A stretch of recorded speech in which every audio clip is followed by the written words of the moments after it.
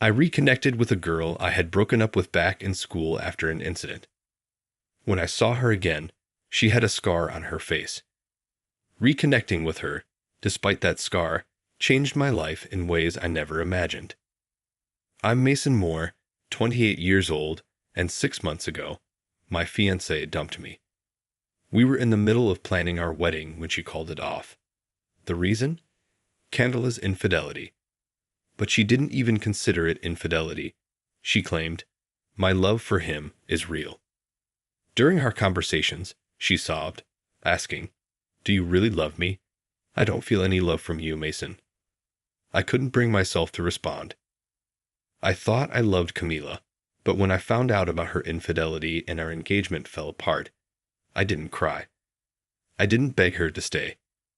I wasn't devastated to the point where I lost my appetite. I had decided to marry her mostly because it felt like the right time, given my age. When she broke up with me, all I said was, "I understand. Please take care of the compensation and the wedding cancellation fee." In response, Camila threw a glass of water at me and yelled, "You're the worst, trash, inhuman." But wasn't I the one who got dumped? I almost said that out loud but held back, knowing it would only make things worse. I've had other relationships, but they all ended the same way. "You don't really love me, do you? Do you even want to be in a relationship?" I've heard that a lot, and I understand now that the problem isn't with them. It's with me. I've never been able to forget my high school love. That love was Nora Anderson. She wasn't stunningly beautiful, but she had big eyes and the cutest dimples when she smiled. She was always cheerful and surrounded by friends, while I was just an ordinary high school guy, not particularly energetic, but not gloomy either. Nora and I got close during a school event where we were assigned to work together. Through our conversations, I found out she, like me, came from a single-parent household. Back then, I was in a rebellious phase and often clashed with my mother, blaming her for our financial struggles. But Nora was different. She deeply cared for her mother and believed that supporting each other was just part of life, even if it was tough. Talking to Nora made me feel childish for being rebellious. As I spent more time with her, my attitude towards my mother softened and the tension between us eased. My resentment and anger faded, and being with Nora made me feel lighter. We were together from the end of our freshman year until our senior year of high school. I thought we'd always be together, maybe even get married someday. But we broke up right before exams. If one of us had found someone else, or if we had simply grown apart, I might have moved on. But there was a reason for our breakup that I just couldn't accept. So maybe that's why I can't forget about Nora, even 10 years later, after becoming a working adult. I heard from a high school friend that Nora had married an elite businessman and was a stay-at-home wife. I was relieved that she was happy, but I remember feeling empty because I was the only one still hung up on Nora. But now, at 28, I can't keep in touch with her, see her, or talk to her. I thought that my unresolved feelings for her would continue to smolder in my heart. It was on an afternoon when the company was closed that things changed. I had spent the whole morning living a lazy life and finally got out of bed in the early afternoon. I took my suit to the dry cleaners, but since it was a weekday, my usual dry cleaner was closed for the day. I had no particular preference for that store, so I visited a different dry cleaner than usual. As I stood in front of the register, I stopped in my tracks when I saw the clerk. Though she was wearing a mask, her eyes and features looked just like my high school sweetheart, Nora, whom I had parted ways with. But surely, after 10 years, I wouldn't expect to randomly bump into her. I assumed that I had only thought it was Nora because I had been reminiscing about our high school days and saw a woman who resembled her. But then I saw Nora's name clearly written on her name tag. Our eyes met, and I was sure. "Nora, is that you?" Nora nodded slightly in response to my question. Even with her mask on, I could see her eyes narrowing as she smiled. "Mason, long time, no see." Her laughter and voice were unmistakably Nora's. My unforgettable first love. But Nora still had the same last name as in high school, and there was no ring on her left hand. However, I knew that suddenly asking, "Did you get divorced?" would be incredibly rude. "Nora, what are you doing here?" "I work here. Dry cleaning. Can I take it?" Realizing I had been staring at Nora while holding onto my suit, I finally handed it over. Nora took the suit and processed it. All the while, she carried the conversation for me, who couldn't say a word. "Nice suit. You must work for a great company. Wow, Mason, you've grown up." "I'm just a regular office worker." "Do you live around here?" "I'm about a 10-minute walk away. I live nearby too." Talking to Nora for the first time in 10 years was a bit nerve-wracking. Though her appearance was that of a mature and beautiful woman, her way of speaking was as bright and lively as during our student days. That's what I had loved about her. I wanted to ask her various things, but unfortunately, another customer arrived. I was just a customer at a dry cleaning place, so I had to leave without getting in Nora's way. Noticing my downcast expression, Nora waved to me and said, "The reunion, you coming?" I wasn't planning to go, but I heard our old teacher is retiring, so I think I should go since he helped me out so much. I immediately jumped at the opportunity. I had initially planned to skip the reunion, but my close friends had insisted that I come this time, so I reluctantly agreed. "I'm going to the reunion too." At the sound of my loud voice, Nora chuckled. "Then let's talk more at that time." I nodded and quickly left the dry cleaner. I had heard that Nora hadn't attended the reunions before, and even this time, the organizer said she would be absent. I had given up on ever seeing her again, but I was overjoyed at the prospect of meeting and talking to her again. The day of the reunion arrived, and Nora came to the venue still wearing a mask. I had thought she might have had a cold when I saw her at the dry cleaner, but I wondered why she was still wearing a mask that day. I was watching Nora from a distance, but she noticed me looking and waved at me. I thought this was my chance to talk to Nora and approached her, but there was someone who spoke to Nora before me, Natalie Jackson, wearing a flashy colored dress. Natalie had always dyed her hair and wore short skirts, even in her student days, and that vibe hadn't changed as an adult. Grinning, Natalie spoke to Nora in an exaggeratedly loud voice. "Nora, what's with that mask? Could that rumor actually be true?" I could hear the sarcasm in her voice. Ever since her school days, Natalie had a nasty habit of speaking ill of others or belittling the popular girl, Nora, in the class. But this time, I was really curious about the rumor Natalie was talking about. The classmates around us were whispering too. Looking at the crowd, Natalie said with satisfaction, "Did you all hear? Nora, she divorced her elite businessman husband. Here she was, enjoying the rich life with her wealthy husband, and now she's been dumped, right?" I was enraged by her spiteful tone. This was not something to talk about in front of everyone. I approached Natalie and spoke up. "Hey, stop it. Don't talk about someone's personal life in front of so many people." Natalie glared at me, seemingly annoyed that I had defended Nora. "What's the big deal? It's the truth. My boyfriend works at the same company as Nora's ex-husband. It seems to be the talk of the office. Apparently, Nora's ex-husband is lamenting. He feels like he paid for defective goods by having such a disappointing wife. If that was true, then her ex-husband was a real jerk too. No matter the reason for the divorce, spreading it around the company and among acquaintances is just wrong. Divorced and broke, living in poverty. What's with that mask? Can't afford makeup."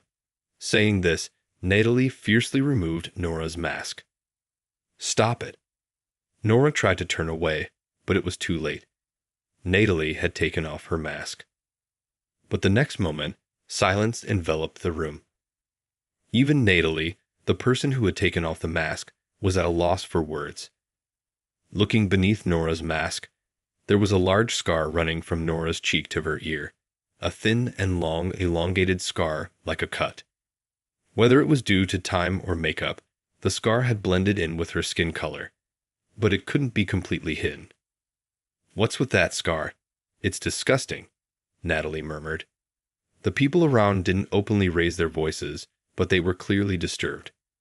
I couldn't bear it, so I grabbed Nora's hand and took her to the balcony. When we reached the empty balcony, Nora looked at me and said, "Thank you. Honestly, it was uncomfortable being in that room, but I guess everyone would be shocked to see such a scar." Nora said this as she put her mask back on. It didn't suit Nora to say such a thing in a self-deprecating way, and it made me a little sad. "Can I ask about that scar? You don't have to tell me if you don't want to." Nora then told me about her married life. The man she married became abusive after they were wed. It was a daily occurrence for him to say things that would put Nora down, and it seems that she was constantly being told things that would negate her character. But Nora endured it for years, having only a high school education and being a full-time housewife. She was worried about her financial independence. During this time, her mother's illness worsened, and she collapsed. Though her mother was dependent on her boyfriend and seemed helpless when Nora was in high school, Nora's mother had turned her life around after becoming ill. She had worked hard, and together they supported each other. But even after being hospitalized, her condition didn't improve, and she passed away. "I'm sorry for all the trouble until now, but I want you to be happy." Those were Nora's mother's last words. Hearing them, Nora decided to divorce, for her mother's wish for her happiness gave her the push she needed. The scar was inflicted by her husband when she brought up the divorce. Thinking about all of Nora's hardships made me incredibly sad. But seeing me like that, Nora lightly tapped my back. "Don't look so down. I'm happy to be free now that I'm divorced, just like Mom wanted. I'm looking for happiness. I don't have the courage yet, but I have a goal to someday take off this mask and walk proudly." Seeing that intense look in Nora's eyes, I remembered the time we parted ways in high school. Nora's mom was the type who depended on her boyfriend. Nora always came second to her, and she often ended up giving her money to men. But Nora managed her mother's earnings and even worked part-time jobs, trying hard to save up for college application fees. However, just before the exam, she found out that her mother had spent the money meant for the exams. At about the same time, her mother's illness was discovered, and Nora's mom was dumped by the boyfriend she had been financially supporting. Despite having such a terrible mother, Nora said she would give up on her exams and work to support her mother. Of course, I was totally against it. "That mother of yours is awful. Just leave her." I remember saying that. I thought she should just leave her mother, live alone, save some money, and go to college, even if she had to take out student loans. But Nora didn't abandon her mother. "She's my only family," she said. I understood how Nora felt, but I just couldn't agree with her. Looking back, I realized how childish I was. I was so dazzled by Nora's efforts to support her family and felt so inferior because I couldn't do anything that Nora and I grew apart, and we eventually broke up. As my high school memories faded, the 28-year-old Nora in front of me took off her mask. A scar was revealed under the mask. Under the mask, it's quite something, isn't it? I looked back into Nora's eyes firmly. "Yeah, but this here is even more amazing," I said, pointing to Nora's heart. "You're still as strong as you were in school, if not stronger. You've supported your family, found the courage to escape from violence, and you're still looking forward, even though you've been hurt." Nora smiled, looking a little shy at my words. "Thank you, but you're the same, aren't you, Mason?" I didn't understand what Nora meant, so I waited for her next words. "You were kind even back in school, Mason. Remember when you defended me from my friends when they teased me about my mom? And just now, you were the only one to take me away when people were talking about my scar. You have always been kind, Mason." It was the first time I realized that there was kindness in me. I had thought of myself as an indecisive guy who was neither serious about work nor love. I never even considered that I could be kind to others. I remember when we were dating in school. Nora continued, we used to hold hands a lot. Do you remember? Of course I remembered. Nora and I used to share our anxieties and little joys and happiness by holding hands. I gently held Nora's hand. Her hand was just as small and white as it had been 10 years ago. I almost cried at the warmth I felt after 10 years, but I held back. I told Nora about my current situation, holding her hand, that I couldn't get serious about love or work, that I was living without any goals. That's why my engagement was called off. I wasn't looking for advice or comfort. I just wanted Nora to listen. I wanted her to know who I am now, even if it meant only exposing my pathetic self. After listening, Nora smiled a little. You're still careless when it comes to yourself. Let me, your first girlfriend, tell you something good. I nodded, enchanted by Nora's smile. You, Mason, can work harder and have more fun when you think of others rather than yourself. So how about trying hard for me from now on? I thought I'd like to be together with you again after our reunion, Mason. What do you think? We had somehow understood each other's feelings since we held hands. I love you, Nora. I've loved you all these 10 years. Nora blushed at my confession. Then work hard to be with me. Will you love me seriously? As for work, I want you, Mason, to be devoted to a job you're passionate about. Living a self-indulgent life is a waste. Let's think about our future so that we can live our lives laughing together. I nodded at those words. From now on, my life won't be alone, and just thinking that made me feel somehow optimistic. From that day, Nora and I started dating again. The first thing we did was job hunting. I had been aimlessly doing a job I didn't want to do, and at work, there was my former fiancé. I didn't really care and continued working as I was, but I wanted to make a break from the unmotivated days and life I had been living. Although the salary was a bit lower at my new job, I found a sense of purpose.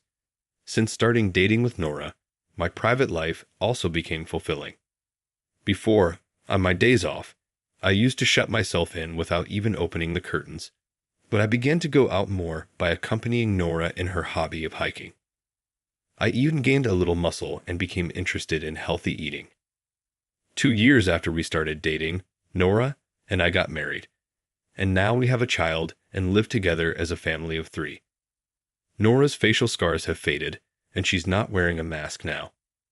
Her emotional scars have healed, and she's enjoying raising our child. Recently, I received a report from Nora that she's pregnant with our second child. I want to make a lively and fun family, don't I? Looking at Nora's smiling face, I naturally smiled too. She keeps bringing me happiness one after another, but I don't just want to be happy.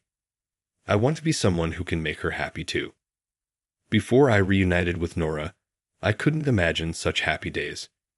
Our reunion changed my life. I want to cherish the happy times with my family without forgetting my gratitude to her. How was today's story?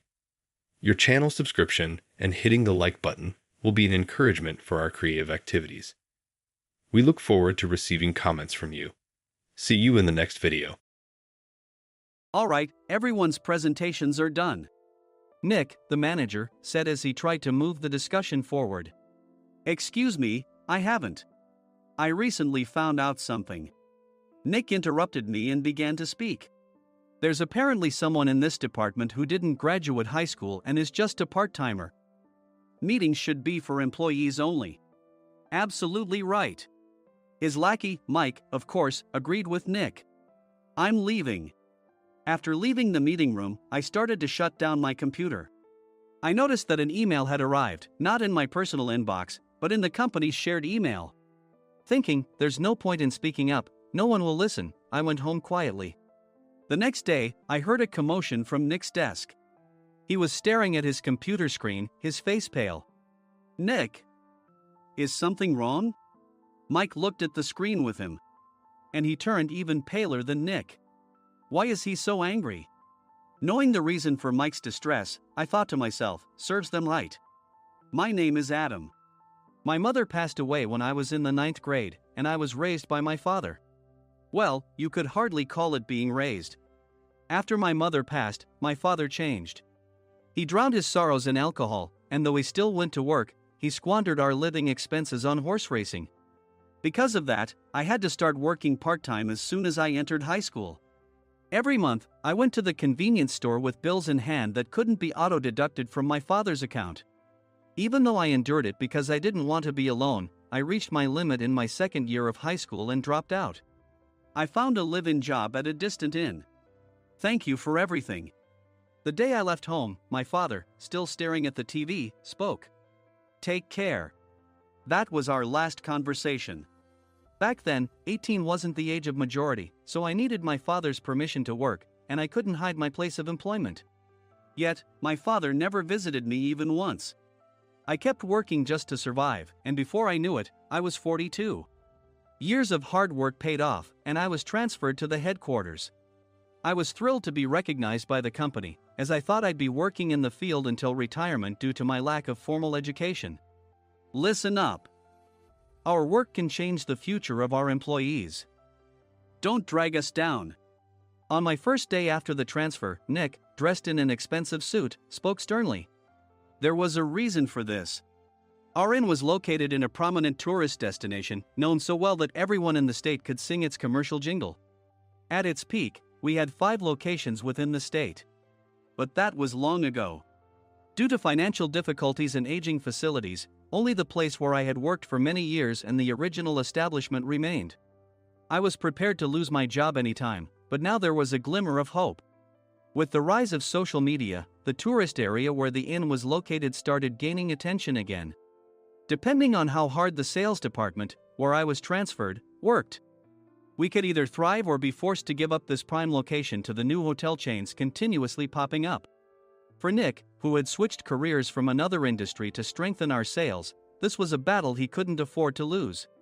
I understood why he had to be strict. I will do my best. Nick sneered at my enthusiastic declaration. Did you not hear what I said? I'm sorry. I thought I was listening carefully.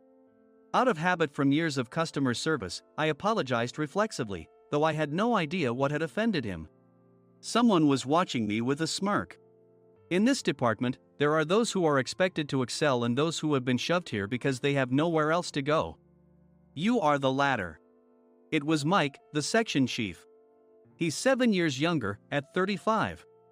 But he was called to headquarters much earlier than I was and had been moving around within the headquarters ever since. I'm not jealous, but I can't accept that he's my boss.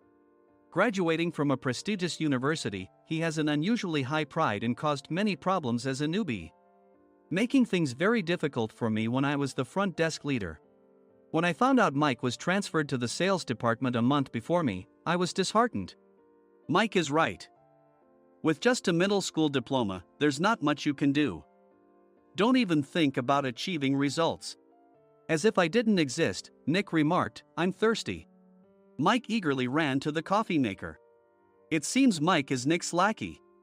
I regretted being happy about my transfer to headquarters, wishing I had stayed on site forever. Send a direct mail to every company on this list by the end of the day. Nick only assigned me tasks that even a new graduate could handle. What? There are over 1,000 companies. You want me to send to all of them by today? Yes, if you and your fellow misfits split the work, even those with nowhere else to go should finish by today. I glanced at the employees typing away expressionlessly. They were worn out from customer service, only thinking about leaving on time, or were women reassigned after having children, with zero motivation for work. Even Sam, a new graduate from the same university as Mike, who was supposed to be among the expected achievers, had no enthusiasm for the job, having joined the company wanting to do customer service. I don't care what they say, I plan to quit anytime, he said. Only Nick and Mike were highly motivated, making all the decisions between the two of them. I originally only wanted to work at the inn to survive and had no particular attachment to this job. I swallowed my words, thinking I had no right to reprimand them. About a month after the transfer, Nick told us with a frustrated look. To commemorate the 50th anniversary, we've decided to create a plan exclusive for one group per day. Originally, Mike and I were supposed to come up with it, but our president, Mr. Thompson, insists on hearing everyone's opinions. So, you all get a chance. As Nick explained, Mike began handing out prints. Make sure not to embarrass Nick. If your ideas are half-baked, you'll have to redo them. It seemed that they had printed his handwritten notes by Mr. Thompson, which included several questions and a section for free responses. It made sense why Nick had to seek our input, given that all responses had to be submitted to Mr. Thompson. We were given a week to think about it, and a meeting was scheduled to compile our ideas. My plan is to let guests enjoy both the old and modern America. Nick began the presentations. Guests would watch a master confectioner at a nearby traditional sweet shop make sweets in front of them. The welcome drink would be premium tea in a bottle. Nick's plan was certainly attractive. After his presentation, Nick called on us to present in the order we were seated. Just as I stood up for my turn. All right, everyone's presentations are done. Excuse me, I haven't. I recently found out something. Nick interrupted me. There's someone in this department who didn't graduate high school and is just a part-timer. He was likely talking about me. I joined the company as a part-timer and was made a full-time employee when I turned 20. That was 20 years ago, so Nick and Mike probably had no chance to know until recently. Meetings should be for employees only. Absolutely right. After that, Nick kept creating opportunities to solicit everyone's opinions, purposefully excluding me from speaking. The meeting unexpectedly heated up and went past the scheduled end time. A few people asked to leave, and the discussion continued with the remaining few. Still here? Normally, you'd leave in that situation. Though I had no attachment to the job initially, hearing kind words from customers made me want to make them happier. For someone like me, with nowhere to go, the inn was my home and customer service was my life. I felt pathetic about my current self. I'm leaving. I left the conference room and started shutting down my computer. I noticed an email had arrived, not in my personal inbox, but in the company's shared email. Thinking no one would listen to what I had to say anyway, I quietly went home. The next day, while preparing the DM as instructed, I heard a commotion from Nick's desk. In his haste to stand up, he hit his knee on the desk. He stared at his computer screen, his face pale. Nick! What's wrong? Mike, thinking he should be the first to rush over, approached Nick while still wearing his coat. He peered at the screen with Nick. And he turned even paler than Nick. Why is he so angry? Who is responsible for this company? Nick, more irritated than ever, asked, and Mike answered without checking. Probably Sam. Sam wasn't there because he was attending a morning training session for new hires. Nick gave up on getting angry and returned his gaze to the screen. They were looking at an email that arrived right after the end of the working day yesterday. Apparently, no one, including me, had checked it before leaving. The email was from a large company that used us for their annual employee trips. The president and executives of that company also frequently used our services personally. President of the company, Mr. Mason himself, had declared that neither he nor his company would ever use our services again. Well, some companies cancel their employee trips or stop using our services due to financial struggles. Let's just move on. Mike kept wiping the sweat from his forehead with a handkerchief. Knowing why Mike was so agitated, I quietly watched their interaction. Do you know how much revenue we get from that company?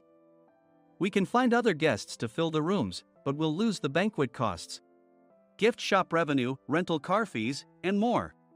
Moreover, the gifts were supposed to be prepared by the traditional confectionery shop involved in Nick's proposed plan. If it's known that we incurred such a huge loss at this critical time, Nick's position in the company would be jeopardized. Nick took a deep breath, seemingly trying to calm himself. All right, Mike. Go to New York right now and apologize to Mr. Mason. What? You're coming with me, right? I have urgent work to do. I trust you, which is why I'm entrusting this to you. Please. Mike, believing Nick's sincerity, agreed with a determined look on his face, saying, yes. That's Nick for you. Even if Mike went to apologize, Nick would shift all the blame onto him if the client didn't change their mind. Well, it was Mike's fault to begin with, so it served him right. About 3 hours later, Sam answered a call from somewhere and repeatedly apologized, saying, "I'm very sorry." Everyone watched to see what was happening. After ending the call, he informed Nick with a weary tone. When Mike arrived at the client's company, he only made things worse, further infuriating Mr. Mason. He was demanding, "Get his boss here immediately." It was no wonder Sam was exhausted, dealing with such a call right after returning from training. "What is that idiot doing?" "All right, Adam, you're coming with me. If sacrificing Mike didn't work, then I must be next." Normally, I'd want to refuse at all costs, but I saw an opportunity in this situation. "If I can be of assistance, I'd be happy to join you." I obediently followed Nick, and we flew to New York. When we introduced ourselves at the reception, it became clear how serious the situation was, as the receptionist personally escorted us to the president's office. Angry voices leaked through the door, making both Nick and me uneasy. "Excuse me. I'm Nick, the supervisor. I understand my subordinate has caused you trouble, and I deeply apologize." Nick, with his experience in the corporate world, knew enough to offer an apology before excuses. However, his customer service skills left much to be desired. I sighed as I saw Mike trembling like a small dog in the corner of the room. "What kind of training are you giving your subordinates?" Mr. Mason glared at Nick with a red face. The intensity of his gaze made even Nick take a step back. Regrettably, I joined this company only 2 years ago and was unaware of Mike's issues. I should have identified his shortcomings sooner. Indeed, I should have realized sooner. No sensible person would come to apologize and then give a lengthy presentation on the drawbacks of not using their in. Nick froze, his mouth slightly open. Suspecting the worst, I picked up the documents that had fallen to the floor. It seemed Mike hastily prepared these documents on the plane, listing the disadvantages.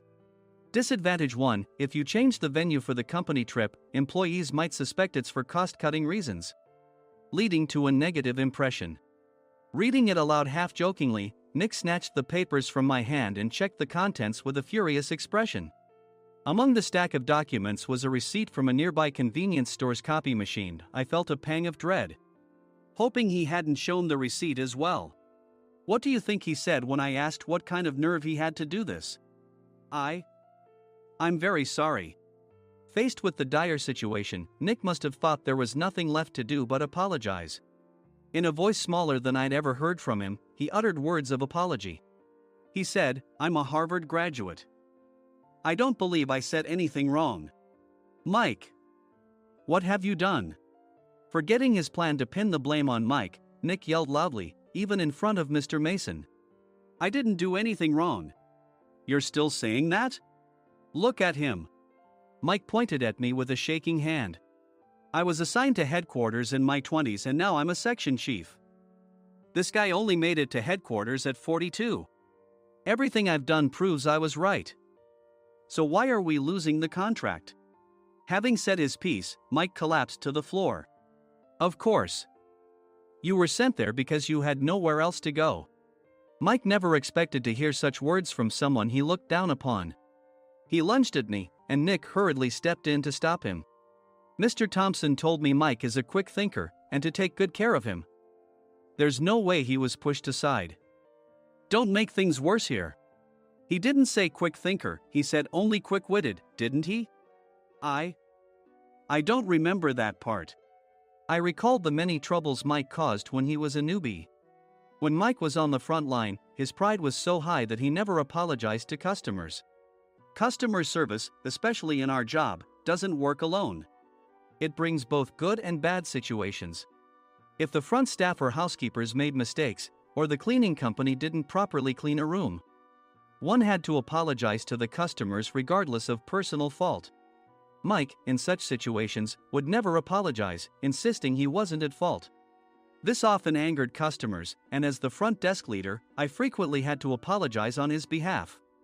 He caused complaints and disrupted operations, which is why he was quickly moved to headquarters.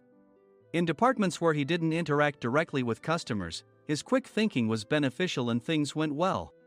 But it seemed his flaws were starting to show. Corporate reservations are supposed to be entered into the system by the sales representative. But a quick check yesterday revealed that more than 10 items were missing from the client's reservation. The handover document clearly stated what needed to be prepared. Why didn't you enter it into the system? Why do we have to give them special treatment? Filling rooms near the banquet hall, setting up all the food in advance. Specifying the brand of wine, they're too demanding. No wonder he always angered customers, I thought, feeling a headache coming on. Grouping them in rooms near the banquet hall is for our benefit too. It makes it easier for the staff to set up beds and serve breakfast since everyone's schedule is synchronized. As for the other requests, Mr. Mason suggested them to lighten our load. I didn't know that. Nick finally seemed to realize that Mike was the one who had angered the client. What did you say to them? I just told them we wouldn't give them special treatment anymore. We shouldn't waste effort on things that don't bring in money. I was utterly exasperated at his lack of understanding of customer service. Of course, we shouldn't comply with unreasonable demands. But carrying over successful practices from past stays makes customers feel remembered and enhances their experience. Good memories encourage repeat visits. That's part of our job. I looked down at Mike, who was sitting on the floor. In our job, nothing is a waste. Mr. Thompson likely moved you to the sales department, hoping you'd finally understand this. How do you think he feels now that you failed to meet his expectations? Mike, tears in his eyes, fled the president's office. I was amazed he still hadn't apologized. You have it tough, Adam. It's okay, we're all employees of the same company. I deeply apologize for this disrespectful incident. Especially after all the care you've shown us. If it weren't for you, Adam, I really would have stopped staying here. When I heard you were moving to the sales department, I was willing to reconsider if you handled it. Seeing us talk so amicably, Nick's face contorted. Do you two know each other? Adam's service is excellent. I always requested him specifically. Normally, we don't accept specific staff requests, but we made an exception for Mr. Mason, adjusting my shifts accordingly. He had personally stayed at our hotel just before my transfer, and during casual conversation, I mentioned, I'm moving to the sales department soon. If I hadn't told him then, things could have been much worse. Please continue to take care of us. I look forward to it. On the return flight, Nick awkwardly offered me a can of beer. It's still working hours. Of course, I had no intention of forgiving him for a single beer. Nick might try to pin everything on Mike and avoid any consequences. While pondering this, a startling fact came to light. Nick, the tea bottles for the plan have arrived. I handed Nick a bottle labeled with our inn's name. They look good. What are you talking about? These are plastic bottles. I had assumed we would use the trendy, high-end bottling tea. But what arrived were ordinary plastic bottles of tea with customized labels. The only unique aspect was the label, which had the inn's name, making it look customized. Upon further investigation, I discovered that a substantial amount of money was set to be paid to the tea company. It was priced like bottling tea. Does this plastic bottle really cost $100 each? The tea inside is specially blended for us. The extra cost is for that. Wouldn't it be better to use another tea company? Or is there a specific reason we must use this one? As Nick continued to make excuses, I showed him a printed email. I informed the tea company's president, Mr. Mitchell, that we discovered irregular payments and he confessed. He said you two were high school classmates and planned to split the extra money. That idiot. Why did he confess? That's not important. You should worry about yourself, this could turn into a police matter. Opening the bottle cap, I suggested. How about calming down with this tea? It supposedly has a relaxing effect. Nick drank the tea frantically. In the following days, decisions were made about their fates. Mike was reassigned to the General Affairs Department, with no chance of transfer or promotion, as per Mr. Thompson's orders.